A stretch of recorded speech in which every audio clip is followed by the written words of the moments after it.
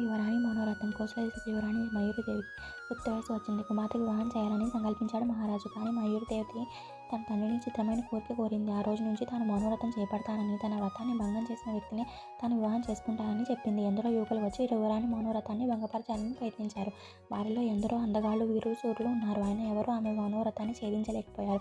రోజులు గడిచిపోతూ ఉన్నాయి. ఇక తాను తన కుమార్తెకు వివాహం చేయలేకపోతున్నానని దిగులు పట్టుకుంది మహారాజు. ఒకనాడు సభకు జరుగుతుండగా ఒక యువకుడు వచ్చాడు. అతని ముఖం తేజోమయంగా ఉన్నా ధరించిన వస్త్రాలు మాత్రం బీదవాడని తెలుపుతున్నాయి. అతడు మహారాజు దగ్గరికి వచ్చి నమస్కరించి, మహారాజా, యువరాణి గారు కొంతకాలం కిందట నన్ను వివాహం చేసుకున్నారు. కానీ నేను నిరుపేదని కావడంతో ఆ విషయం మీకు చెప్పలేక ఇలా మనోరథం అంటూ కాలం గడుపుతున్నారు అన్నాడు. వెంటనే మయూరిదేవి లేచి, అంత అబద్ధం, ఇతను ఎవరో నాకు తెలియదు అంటూ గట్టిగా అరిచింది. అతను చిరునవ్వు నవ్వి, అవును, నేనెవరో నీకు తెలియదు. నేను అవంతి దేశపు యువరాజు వివేకవర్తనుడిని. మీ మనోరథాన్ని భంగం చేయడానికి అబద్ధం చెప్పానంటూ మారువేషాన్ని తొలగించాడు. వివేకవర్తనుని చతురతకు మెచ్చిన మహారాజు తన కుమార్తెనిచ్చి అంగరంగ వైభవం